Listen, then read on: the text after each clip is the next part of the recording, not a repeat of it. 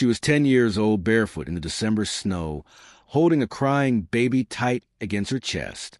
Her fingers were numb, her arms shaking, her breath coming out in white clouds. Each step felt heavier than the last, but stopping was not an option. Stopping meant the baby would grow quiet, and quiet babies did not survive. Her name was Grace. The baby was her sister. She had been walking for days, through fields and frozen roads, past houses with dark windows and locked doors. Every knock had brought either silence or anger. Every mile had taken something from her. Ahead she saw a ranch, old wooden fences leaning like tired men, a barn dark with age, and a small house with smoke rising from the chimney. Smoke meant fire. Fire meant warmth. Warmth meant one more chance. Grace whispered something that sounded like a prayer, not asking for safety, not asking for comfort, only asking for the baby to live. She reached the gate and fell to her knees. The baby whimpered weak and thin. Grace held her closer, pressing her face against the tiny head. Please, she whispered. Please, just one door. The cowboy opened the door slowly. He was tall, broad shoulders, worn down by years of hard work and harder loss. His hair was streaked with gray, his eyes tired and distant. He had not expected to see a child. He had not expected to feel anything. What are you doing out here? He asked. Grace lifted her chin. Sir, I am looking for work. The cowboy stared. Work, he repeated. You are just a child. I can work, she said. I can clean, cook, feed animals, do anything you need. I do not want charity. I want to earn. His eyes dropped to the baby, the small, still body wrapped in cloth. How old? 5 months, Grace said. She has not eaten since yesterday. Something shifted in his face. A crack in a wall he had built around his heart. Where is your family? He asked. Gone, Grace answered. All of them. The wind howled across the yard. The baby made a soft sound barely there. Grace tightened her hold. Please, sir, she said. Just one night. I will work harder than anyone. The cowboy looked past her at the snow, at the empty land, at the silence that had lived with him for years. Then he looked back at her, at the eyes too old for her face, at the courage standing in the cold. He stepped aside. Come in, he said. Grace did not hesitate. She crossed the doorway into warmth. Her legs gave out, and she fell to her knees, still holding the baby. The cowboy closed the door behind them, and without knowing it, he opened something else that had been shut for a very long time. The warmth of the house felt unreal, like stepping into a dream she did not trust.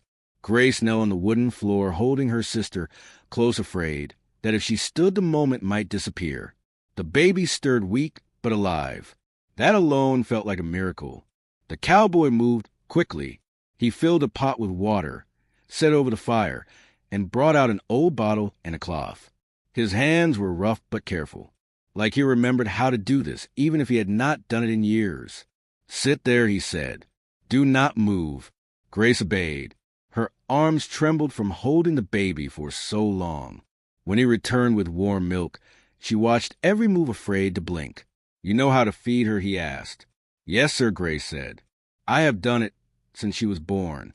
She dipped the cloth and brought it gently to the baby's mouth. For a moment, nothing happened. Then the baby latched on weakly, then stronger. Grace felt tears running down her face. She could not stop them. She is eating, she whispered. She is really eating. The cowboy said nothing. He just stood there watching. Something tight in his chest loosened without his permission. When the baby finally slept real sleep with steady breath and warm color, Grace looked up. Thank you, sir, she said. I will work hard. I promise. The cowboy cleared his throat. Name is Caleb, he said. You can stop calling me sir. Grace nodded. Thank you, Caleb. He brought out bread and stew and set it in front of her. Eat slow. Grace took a small bite, then another. The food filled her in a way she had not felt since before winter came. When did you last eat? Caleb asked. She thought for a moment. Yesterday, maybe. I do not remember. He shook his head. You should not have survived that walk. Grace looked down at her sister. But we did. Caleb leaned back against the counter.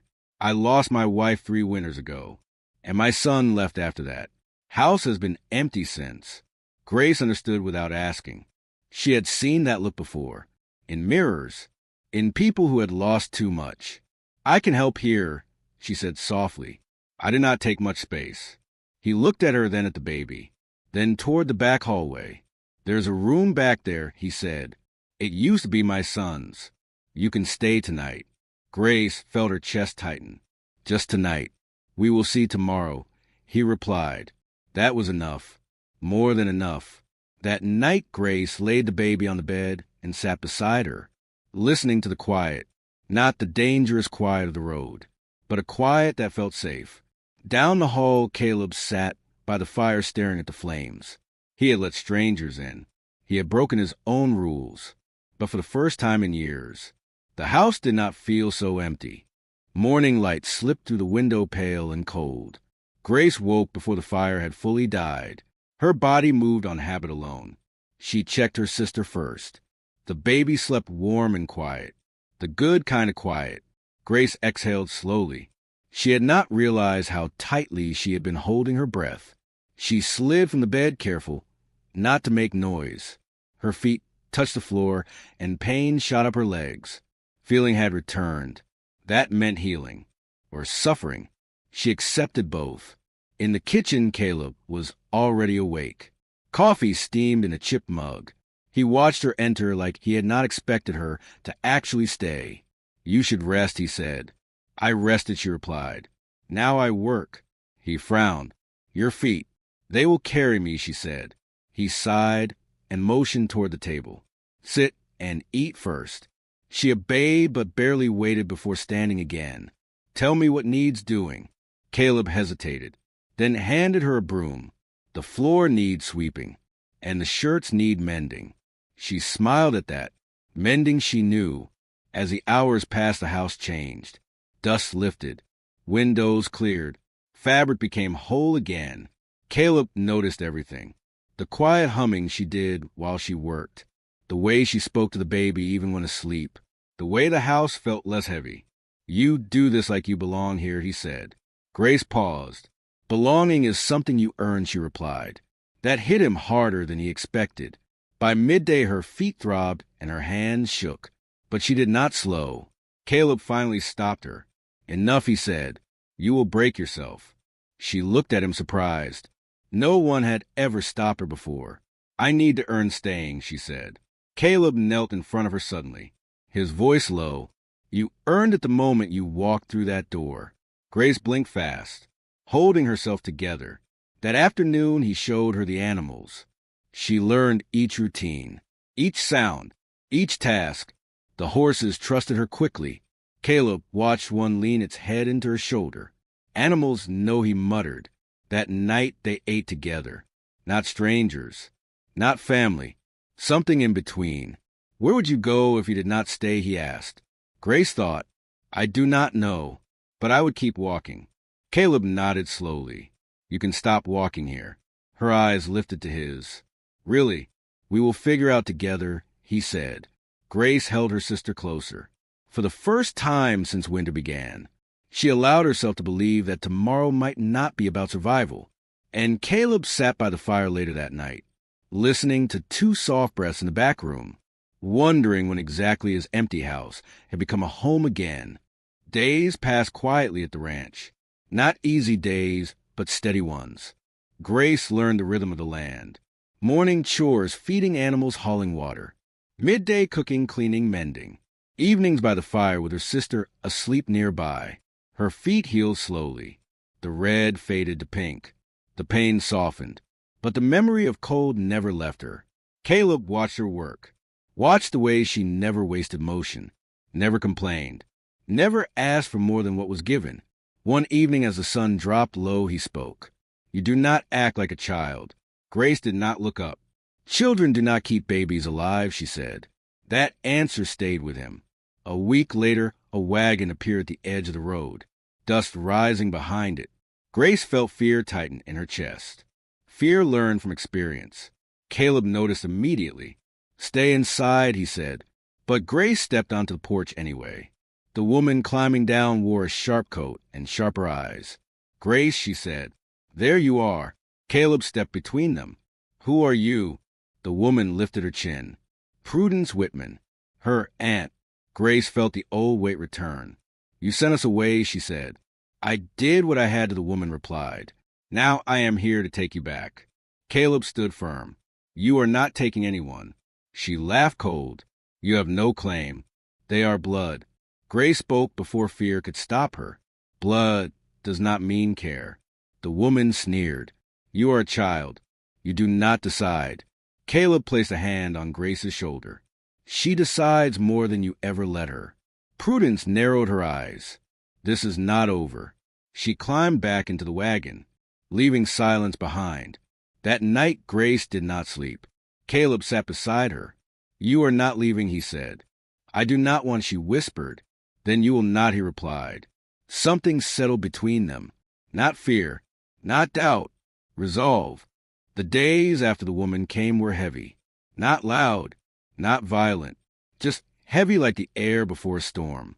Grace worked harder than ever, not because Caleb asked, but because fear whispered that comfort could be taken away. She cleaned until her hands cracked. She mended until her eyes burned. She carried water, even when her legs shook. Caleb noticed. He always noticed. You do not have to prove anything, he said one evening.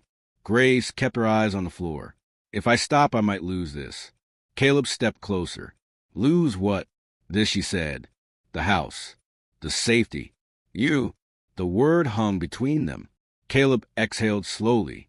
I lost my family once. I will not lose another by letting fear decide. The next morning he rode into town.